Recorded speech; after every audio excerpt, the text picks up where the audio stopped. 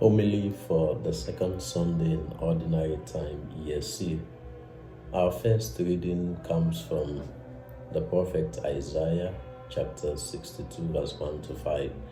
And it is a beautiful reading because one message that is clear from today's first reading is that our identity is shaped by how God sees us.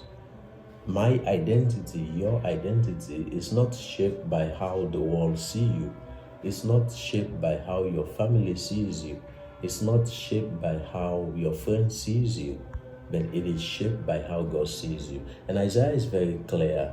It says that you will be a crown of glory in the hand of the Lord, a royal diadem held by your God. This is beautiful. This is your identity.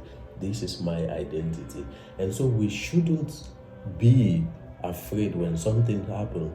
In fact, Isaiah says that when we are time forsaken, when we are time desolate, when we are time, all sorts of names, we shouldn't be afraid, because for God, our identity is that God calls you and I my delight. This is beautiful, and it's the first message I want to draw from the first reading, that do not be afraid as we embark in this year of 2025, that God has shaped your identity, and you are a glorious crown in the hand of the Lord, a royal diadem that is held by our God.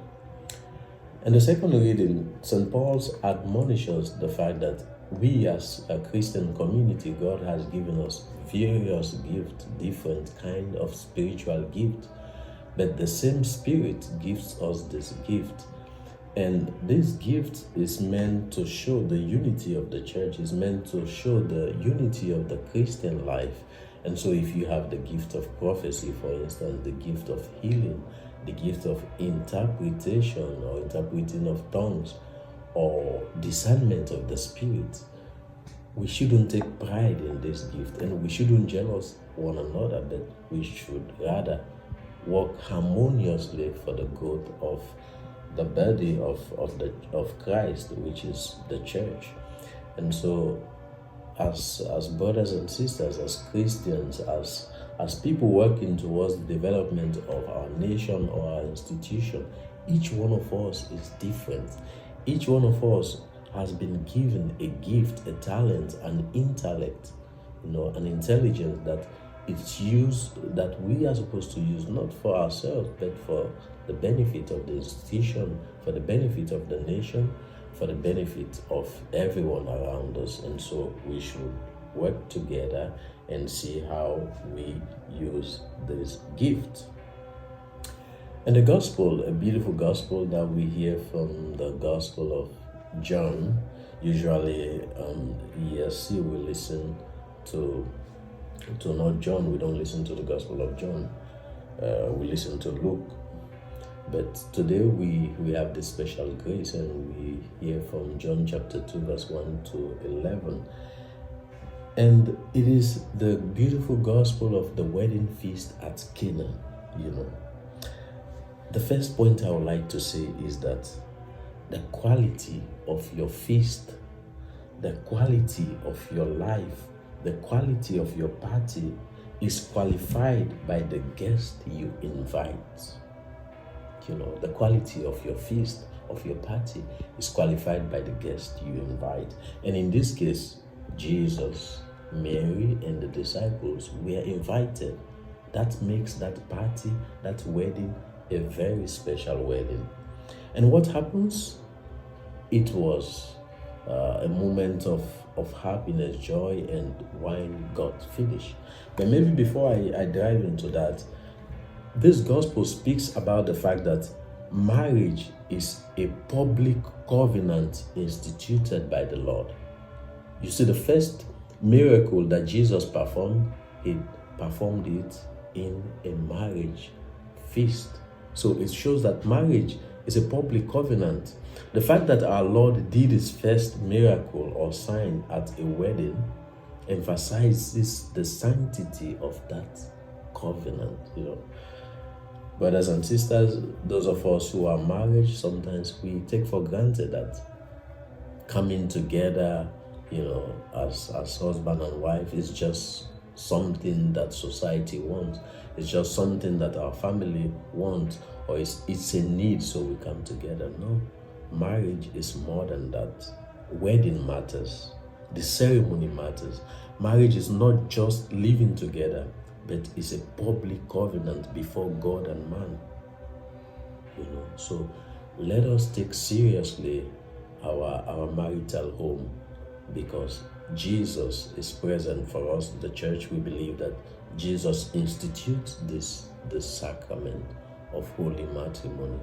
So as we celebrate this the second Sunday in ordinary time year C, we are called once again to think about our marriage vows. Are we faithful to our marriage vows?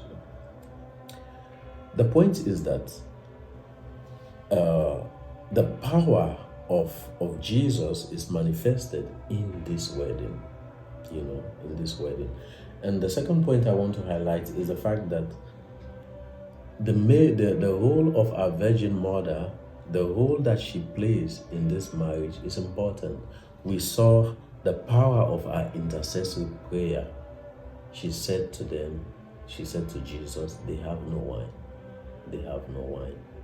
And we know the answer. Jesus said, woman, what is this to me?